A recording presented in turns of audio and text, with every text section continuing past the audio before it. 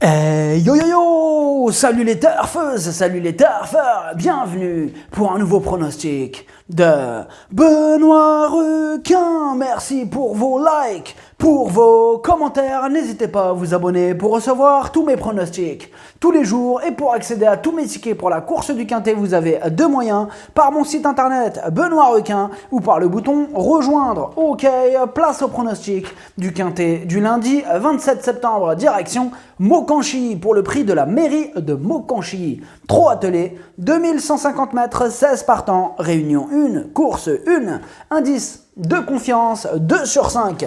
Ce Quintet est ouvert, ils sont nombreux à pouvoir espérer se mêler à l'emballage final et on va voir ça ensemble. Cette vidéo, je la tourne juste avant l'arrivée du Quintet de ce dimanche. Je reviendrai dessus demain. Pour les membres de mon site internet Benoît Requin et les membres Yo-Yo Total VIP, ce mois de septembre, il monte à 9 957 € de gain et au total, depuis le mois d'octobre, on a atteint la somme de 160 109 € de gain. Vous avez deux moyens pour récupérer mes tickets pour la course du Quintet, par mon site internet Benoît Requin ou par le niveau Yo-Yo Total VIP en passant par le bouton rejoindre. Et je vous ai mis le lien de mon site internet directement dans mon commentaire épinglé. Ok, c'est parti, on commence le pronostic et on commence avec le numéro 1 et Faro. On écoute Dominique Locqueneux. Et Faro aurait pu se faire surprendre sur une pointe dernièrement à Caen. Je lui donne des parcours dans sa catégorie afin de lui préserver son moral. Il ne manque pas de vitesse et sera à son affaire sur ce parcours derrière l'autostart. Gabriel Gelormini le connaît. Je le trouve de mieux en mieux au niveau de ses allures. À ce niveau, il détient une belle chance. Je le laisse ferrer. Alors, ce que j'en pense des Faro, il fait toutes ses courses, il reste sur une victoire. Il s'annonce bien entendu redoutable. Le numéro 2, Eros de Joude. On écoute Alain Laurent. Eros de Joude réalise encore une belle saison et ne m'a pas vraiment surpris en alignant deux succès ces derniers temps. J'essaye de le présenter à bon escient. Il découvre un engagement idéal et a hérité d'un bon numéro. La courte distance ne devrait pas le déranger, mais il affronte des concurrents étrangers visiblement en retard de gain. J'en attends malgré tout une très bonne performance. Ce que j'en pense d'Eros de Joude, il est dans une forme olympique, il a remporté ses deux dernières courses, il va défendre chèrement ses chances. Le numéro 3, Expert Delta. Et on écoute André Le Courtois. Expert Delta a fait une belle saison sur l'herbe, il a déjà gagné à Maucanchy.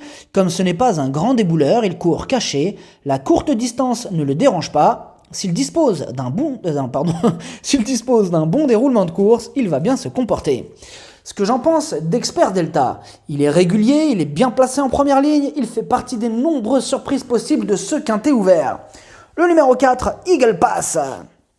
On écoute Alexandre de Jésus. La dernière prestation de Eagle Pass est excellente car c'était une petite semi-rentrée après un peu de repos et il a été malheureux dans le dernier tournant.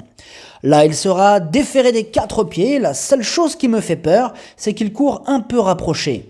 Il aime bien courir à 3 semaines d'écart. Il faut absolument le cacher. Si cela se passe bien, il devrait être dans les 5 premiers. Ce que j'en pense d'Eagle Pass, il sera cette fois-ci en mode course, du coup pieds nus, il a hérité aussi d'un excellent numéro, attention à lui. Le numéro 5, Énergie du Bouffet. Et on écoute Michel Lenoir.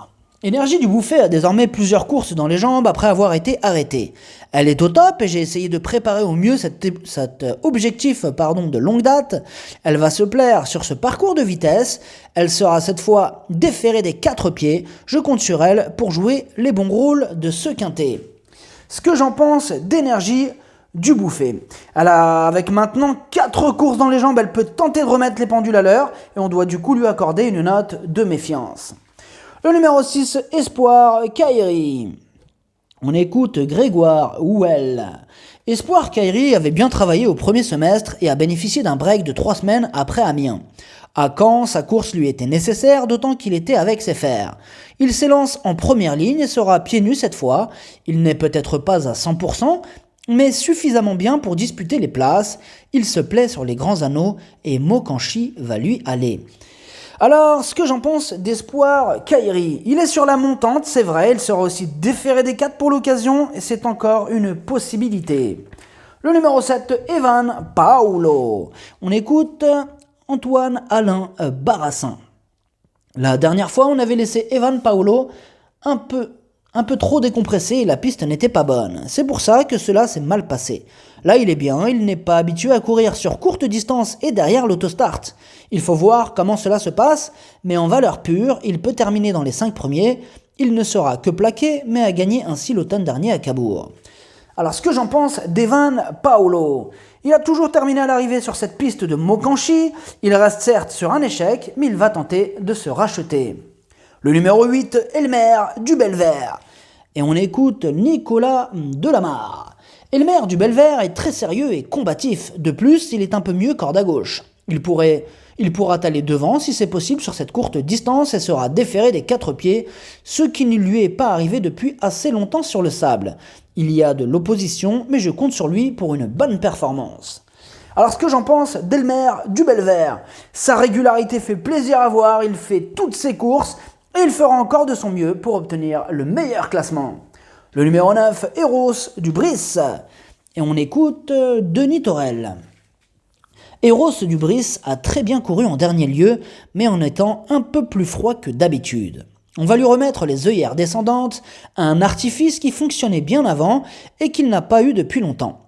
Il est maniable et régulier, il faut le cacher. S'il a un bon parcours, il peut être dans les 5 premiers, car il n'a pas tout à fait les gains correspondant à sa qualité.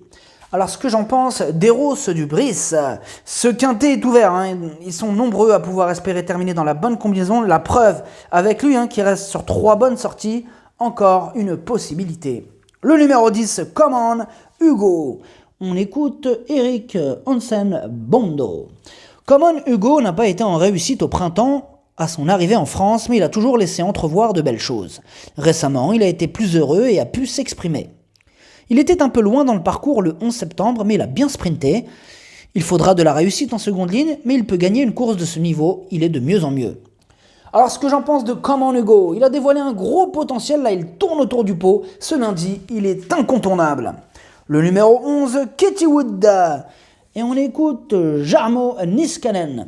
Kit Wood a réalisé une bonne saison en Suède avant d'arriver début septembre en France. Il a bien travaillé depuis, va se présenter avec de la fraîcheur puisqu'il n'a pas couru depuis le 10 août. Il va se plaire sur la piste de Mokanchi et sur cette courte distance. Même si cette course va nous permettre de mieux le situer, il me paraît en mesure d'accrocher une place. Alors ce que j'en pense de Kitty Wood, ce sera sa première course en France. Du coup en Suède, il a dévoilé un sérieux potentiel et il peut faire mal. Le numéro 12, Vicky Laxmi. Bon, comme d'habitude avec son entraîneur Fabrice Soulois, il ne va pas nous lâcher un mot. Là, du coup, c'est problématique avec ce 12 parce qu'il vient d'être déclaré non partant 2 fois de suite. Du coup, on ne sait pas s'il est en manque de conditions. C'est vraiment le X de la course. Le numéro 13, Enfilade du Douai. Et on écoute Jean-Christophe Germain. Enfilade du Douai détenait des ressources quand elle s'est trompée au Mont-Saint-Michel. Elle était raccourcie et a sans doute eu mal aux pieds. Cette fois, je lui mets des plaques pour la protéger. Au niveau forme, elle paraît bien, prête à s'illustrer. C'est une bonne gauchère. Maintenant, en seconde ligne, il faudra subir. Une place parmi les 4 premiers me satisferait. Alors, ce que j'en pense d'Enfilade du Douai, elle reste sur 3 échecs consécutifs et du coup, ça refroidit un peu. Pourtant, si elle restait au trot cette fois-ci, elle pourrait en étonner plus d'un. Le numéro 14, Étoile Déol. Et on écoute Pierre-Emmanuel Marie. Étoile Déol a très bien tenu sa partie dernièrement dans une épreuve réservée aux femelles à Vincennes. Elle a désormais 3 courses dans les jambes après un break au printemps et va se présenter au top. En s'élançant en seconde ligne, il faut que tout se passe bien, mais elle est maniable. Elle me paraît barrée par quelques rivaux, mais la 4e, voire la 3e place reste à sa portée.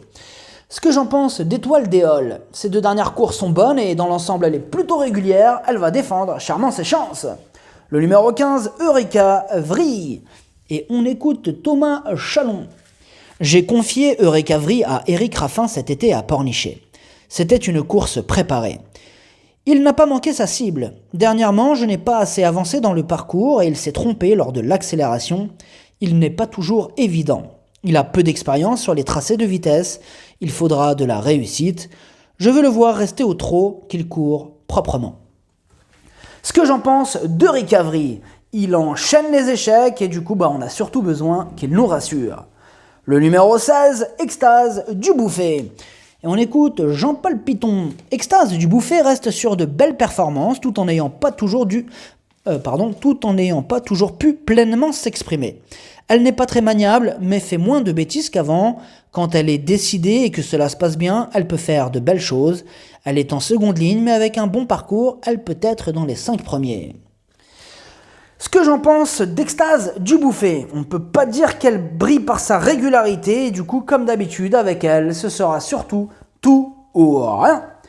Le pronostic, ça donne As, 2, 10, 14, 11, 12, 8, 4, cheval de complément le 3, si jamais il y a un autre nom partant, et ça peut arriver, le 16. Merci d'avoir suivi cette vidéo, n'hésitez pas à vous abonner pour recevoir tous mes pronostics tous les jours, et pour accéder à tous mes tickets pour la course du Quintet, vous pouvez passer par mon site internet Benoît Requin, ou par le bouton rejoindre sur le niveau Yo-Yo Total VIP, à jouer avec modération, bonne chance, choupez-le moi, ciao.